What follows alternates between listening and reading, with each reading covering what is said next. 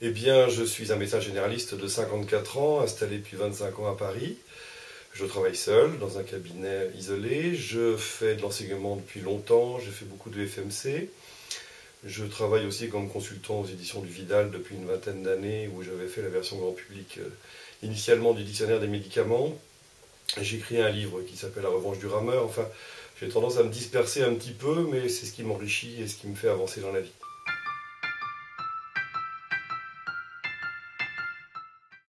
Alors c'est pas tant le web dans la médecine générale que le web dans la médecine. J'ai découvert Internet en 96 quand il est arrivé en France et qu'on a pu disposer de connexions qui d'ailleurs à l'époque étaient très lentes, et il m'a semblé d'emblée que ça pouvait être un outil absolument fantastique pour échanger, et les premières personnes avec lesquelles j'ai échangé ce sont des patients finalement dans l'ancêtre des forums de discussion qui s'appelait Usenet, une sorte de forum particulier dans lequel il y avait quelques médecins pionniers. Ça avait été créé par un médecin urgentiste qui s'appelle Frédéric Senis, et dans lequel se trouvaient quelques gynécologues, cancérologues. On était une petite poignée de médecins et surtout beaucoup de patients qui découvraient ce nouveau média. Ça a été très enrichissant et j'ai vraiment découvert plein de choses tout à fait étonnantes, des questions que se posaient les patients et qui ne posaient pas forcément en consultation.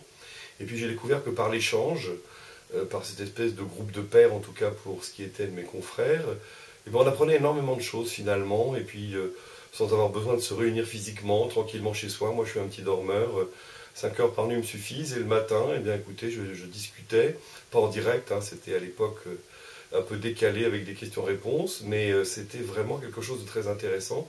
Il m'avait semblé à l'époque que ça pourrait être un outil absolument fabuleux pour l'enseignement.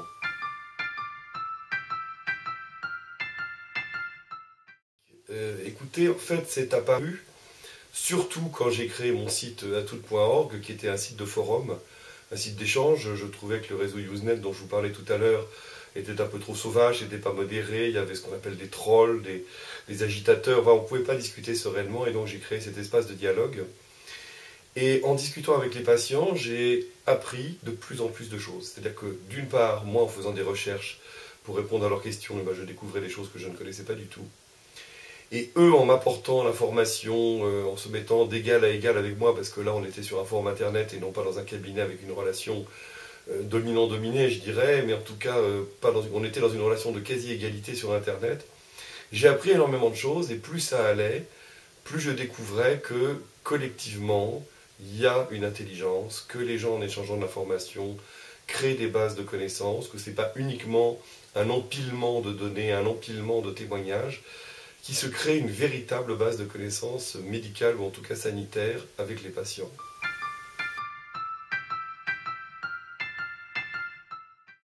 Des limites, ça ne veut pas dire grand-chose, c'est-à-dire les limites de son usage peut-être. En fait, on peut tout faire avec du Web 2.0, on peut faire le pire et le meilleur, mais on fait quand même fondamentalement le meilleur. Il y a une image du Web 2.0 qui correspond à celle des gens qui n'y s'y sont jamais plongés. Je prends parfois la comparaison de la Chine, si on n'a pas vécu en Chine, ce qui n'est pas mon cas d'ailleurs. On ne peut pas vraiment comprendre ce qui se passe en Chine parce que c'est trop loin de nous, c'est trop compliqué. Eh bien, le Web 2.0, c'est pareil. Si on n'a pas été immergé dedans, si on n'a pas échangé, on ne se rend pas bien compte, et une lecture superficielle de ces espaces d'échange donne une impression de légèreté ou de n'importe quoi qui est fausse. Je dis régulièrement qu'il est plus facile de manipuler un congrès de médecins qu'un forum de patients. Les forums de patients sont des choses très très riches sur lesquelles on apprend. La réaction du médecin malade qui découvre un forum de patients et qui cette fois-ci rentre dans le forum pour y trouver l'information pour lui et pour sa maladie est toujours la même. Waouh, c'est extraordinaire, je ne connaissais rien à cette maladie. C'est en allant discuter avec des patients que j'ai vraiment compris de quoi il s'agissait. Donc les limites, quand il est bien utilisé, sont infinies. Alors, c'est quoi le problème? Bon, bien sûr, les hypochondriaques devraient être interdits d'Internet, un peu comme les joueurs se font interdire de casino, parce que pour eux, il y a de quoi bien sûr nourrir toutes leurs angoisses. Bien sûr, il y a une surpondération des cas graves, c'est-à-dire que les gens qui viennent communiquer sont des gens qui sont particulièrement ennuyés par leur maladie, et non pas ceux qui ont des formes bénignes. Mais en dehors de ça, les patients qui se renseignent sur tel examen qu'ils vont passer, sur telle maladie, qui ont la chance de pouvoir en discuter avec un médecin qui ne va pas prendre la mouche tout de suite quand on lui sort des réflexions pêchées sur Internet, le patient va très certainement, très globalement, être mieux soigné, mieux prendre en charge sa maladie, mieux détecter les problèmes potentiels, voire des chances potentielles. Par exemple, un patient qui avait des vertiges de Ménière avait trouvé sur Internet l'information selon laquelle on pouvait détruire son oreille interne avec de la gentaline injectée directement dans l'oreille interne.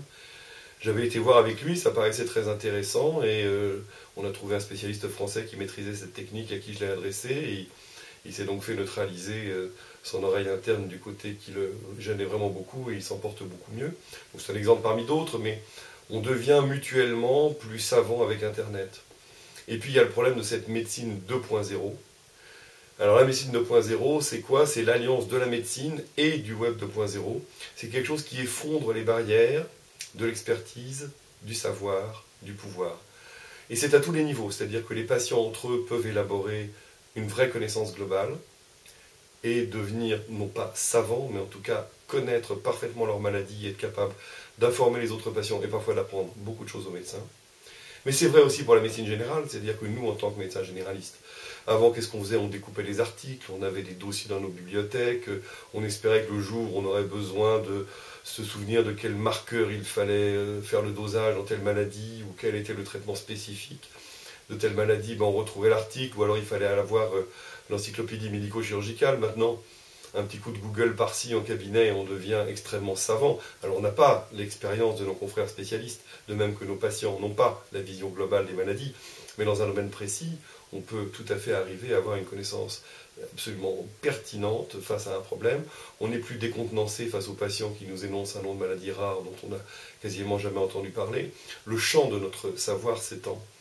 Et puis parfois, dans des situations un peu polémiques, je pense par exemple à la vaccination contre la grippe pandémique, et dont on découvre que des médecins généralistes qui discutent entre eux dans les listes de discussion, comme MG List, MG Clinique, enfin les différentes listes de discussion sur lesquelles les médecins généralistes peuvent échanger, et bien l'expérience a montré qu'en 2009, ça nous avait permis de développer une connaissance plutôt bonne, et dont on n'a pas à rougir a posteriori, sur la pandémie grippale, l'intérêt du vaccin et ses inconvénients potentiels, et qui nous avait permis d'informer le public plutôt mieux que ne l'avaient fait les agences gouvernementales, et plutôt mieux que ne l'avaient fait les ligues antivaccinales.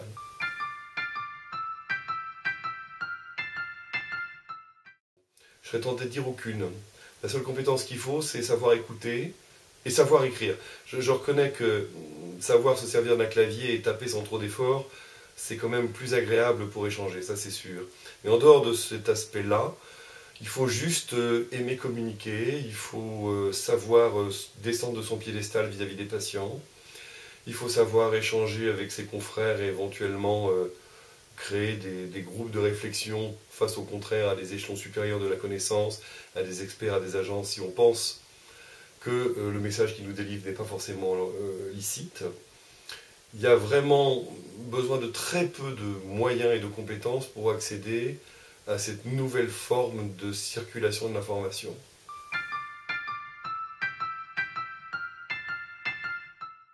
Certainement, mais certainement. Alors ça a été d'ailleurs prouvé de façon scientifique, puisque Google avait créé des algorithmes pour suivre l'épidémie de grippe H1N1, et qu'à partir des simples mots recherchés dans le moteur, il est parvenu à nous faire une prédiction de l'intensité de l'épidémie qui s'est révélée plus précise, plus précoce que celle des GROG qui étaient fondés sur le déclaratif.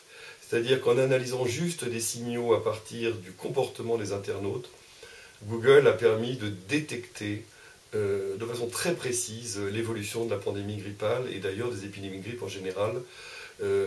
C'est sur Google Flu Trends, c'est vraiment quelque chose de très intéressant. À côté de ça, je développerai plus loin que le web, j'irai jusqu'à ce qu'on appelle le big data, c'est-à-dire l'analyse concomitante d'un grand nombre de données. Personnellement, je fonde de grands espoirs dans l'analyse des données de l'assurance maladie, des bases de données de l'assurance maladie. Elles sont malheureusement très peu accessibles et vraiment il y a une difficulté à accéder de façon simple et transparente à ces données anonymisées pour faire de la recherche. Mais je crois que la recherche va se déplacer à la fois vers les signaux émis par le web, donc l'exemple de l'épidémie, des épidémies, et des signaux présents de façon diffuse dans les bases de données gigantesques, et avec les outils pertinents pour analyser ces données, on va faire des découvertes tout à fait passionnantes quand on aura résolu ces problèmes d'accès qui bloquent la recherche, et je pense que la recherche en médecine générale pourrait être en pointe sur ce sujet. Laisser à la recherche académique traditionnelle les structures lourdes, les procédures les protocoles complexes et coûteux et s'intéresser aux nouveaux outils d'analyse des données dont il peut sortir des choses tout à fait extraordinaires. Donc là, c'est autant le Web 2.0 que le Big Data.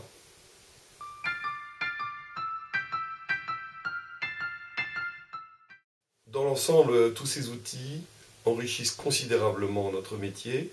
Il y a bien sûr la difficulté que pour 23 € la consultation, on ne peut pas non plus disséquer tout ce que le patient ramène du web. Ça, c'est un vrai problème qu'il faudra vraiment prendre en compte de la part des pouvoirs publics. Mais ce qui va vraiment changer, c'est que ça va redonner toute sa place à la médecine générale. C'est-à-dire que le médecin généraliste ne sera pas celui qui sait peu de choses et qui est tout le temps forcé de s'appuyer sur des spécialistes dès que les choses deviennent un peu compliquées.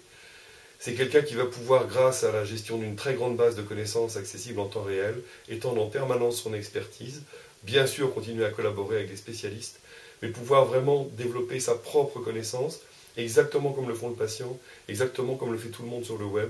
C'est un outil qui est en train de révolutionner notre façon de penser et notre façon d'agir.